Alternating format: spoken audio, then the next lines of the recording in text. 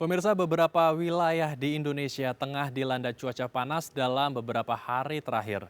Terkait hal ini, Badan Meteorologi, Klimatologi, dan Geofisika atau BMKG mengungkap sejumlah fakta-fakta fenomena ini, mulai dari penyebab hingga rekor panas tertinggi.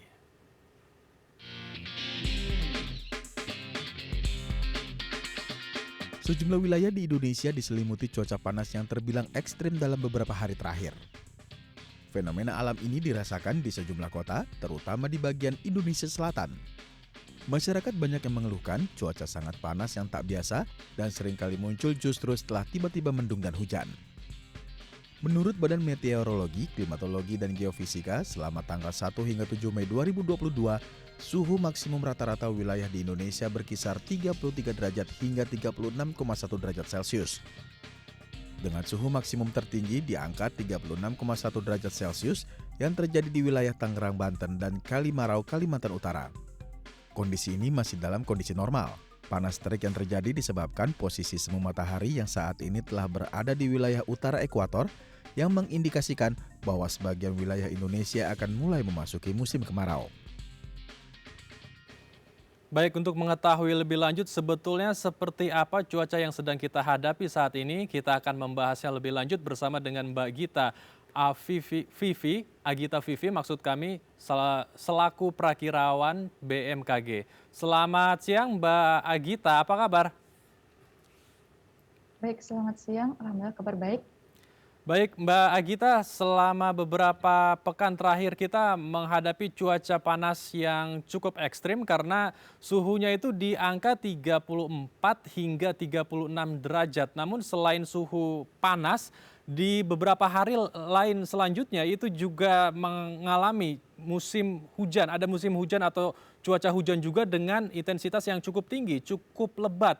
Apakah karena kita saat ini memang sedang mengalami atau memasuki musim pancaroba atau sebetulnya kita ada indikasi menghadapi gelombang panas? Baik, betul sekali. Selama beberapa hari terakhir, wilayah Indonesia mengalami cuaca yang cukup panas atau terik. Nah, hal ini sebenarnya masih cukup normal karena disebabkan oleh variasi cuaca dan iklim yang selalu berulang setiap tahunnya.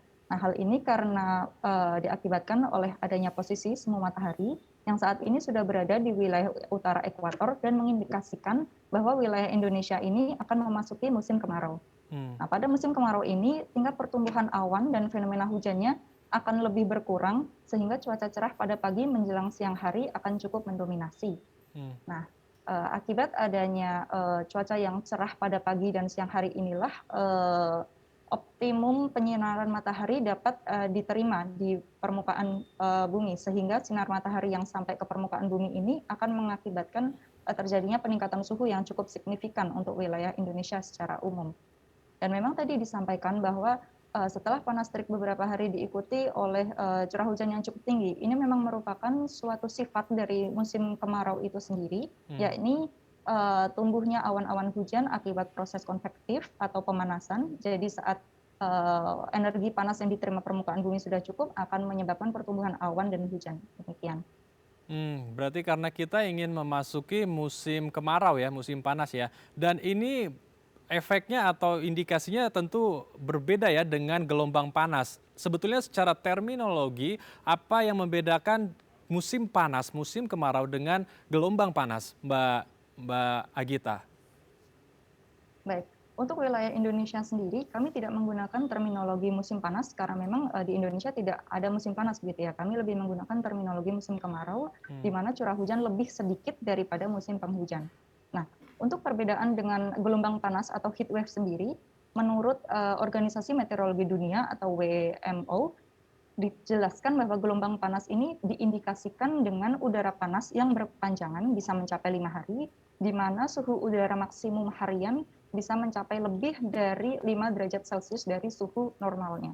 Nah, untuk wilayah Indonesia sendiri pada saat ini, sebenarnya suhu yang tercatat di kita maksimum 36 derajat Celcius untuk awal bulan Mei. Nah, nilai sekitar 36 derajat Celcius ini sebenarnya masih normal dan terjadi pada tahun-tahun sebelumnya. Seperti itu. Baik, Itu di daerah mana saja Mbak? Dan di bulan apa atau di tanggal berapa kira-kira puncak panas tertinggi akan terjadi? Baik, untuk puncak panas tertinggi sebenarnya kondisi ini masih akan dapat terus berlangsung selama kita masih berada di musim kemarau. Jadi kondisi ini masih diperkirakan akan bertahan hingga pertengahan bahkan juga akhir bulan Mei. Hmm. Dengan suhu bisa mencapai 36 derajat Celcius atau mungkin lebih sekitar 36,5 seperti itu. Baik, itu biasanya terjadi di titik-titik wilayah mana saja Mbak Agita? Baik, untuk wilayah Indonesia sendiri, suhu udara permukaan yang terasa atau tercatat oleh data memiliki variasi yang cukup besar. Untuk wilayah pegunungan sendiri umumnya memiliki suhu yang lebih rendah, lalu wilayah pantai memiliki suhu udara yang lebih tinggi. Nah, untuk hasil data pencatatan BMKG, wilayah dengan suhu udara permukaan yang paling tinggi selama periode awal bulan Mei tahun 2022 ini dipegang di wilayah Ciputat, Tangerang, Banten, dan di Kalimarau, Kalimantan Utara. Dan ini juga sejalan pada tahun-tahun sebelumnya karena memang untuk wilayah Ciputat dan Kalimarau ini memang cukup mendukung untuk suhu udara yang tinggi. Baik. Untuk mengantisipasi atau mencegah dampak buruk dari musim kemarau ini atau musim peralihan ya, pancaroba, apa saja yang perlu dilakukan oleh masyarakat luas, Mbak Agita? Baik, terkait dengan panas yang cukup terik pada akhir-akhir ini, BMKG menghimbau kepada masyarakat untuk senantiasa menjaga kondisi stamina dan kecukupan air dalam tubuh, terutama bagi warga yang beraktivitas di luar ruangan pada siang hari, agar tidak terjadi dehidrasi, kelelahan, dan dampak buruk lainnya. Kami juga menghimbau kepada masyarakat agar selalu waspada akan terjadinya hujan sedang hingga lebat dengan potensi kilat dan petir yang umumnya terjadi pada siang dan sore hari sebagai dampak dari pemanasan pada pagi harinya. Demikian. Baik, kita harapkan masyarakat luas dan pemirsa di rumah bisa tetap waspada ya, agar kita bisa bersama-sama mencegah dampak buruk dari masa transisi ini, musim pancaroba ini. Terima kasih Mbak Agita telah berbagi informasi bersama kami di Halo Indonesia. Salam sehat Mbak Agita. Baik, terima kasih. Salam sehat. Pemirsa, setelah jeda kami akan mengajak Anda untuk melihat semangat sekelompok perajin perempuan di Kota Binjai dalam melestarikan kain uis karo. Sesaat lagi di Halo Indonesia.